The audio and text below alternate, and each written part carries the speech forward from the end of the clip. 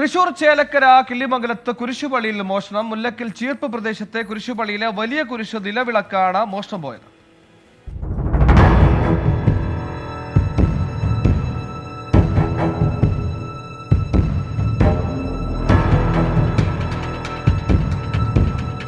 വെള്ളിയാഴ്ച വൈകിട്ടോടെ സമീപവാസി വിളക്ക് തെളിയിക്കാനായി എത്തിയപ്പോഴാണ് മോഷണം നടന്ന വിവരം അറിഞ്ഞത്.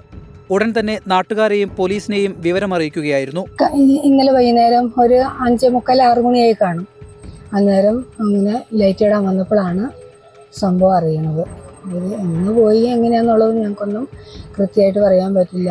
ഞങ്ങളെ ചേലക്കര പോലീസ് എത്തി വിരലടയാളവും തെളിവുകളും ശേഖരിച്ചു. CCTV കേന്ദ്രീകരിച്ച് അന്വേഷണം പുരോഗമിക്കുകയാണ്. എപ്പോഴാണ് കുരിശുപള്ളിയിൽ മോഷണം നടന്നതെന്ന് വ്യക്തതയില്ല. മുൻപും ഈ പ്രദേശത്ത് നിന്ന് മോട്ടോർ ഉൾപ്പെടെ മോഷണം പോയിരുന്നു. ആ കേസിലെ പ്രതിയെയും ഇതുവരെ പിടികൂടാനായിട്ടില്ല. ഇതിനിടയിലാണ് വീണ്ടും മോഷണം നടക്കുന്നത്.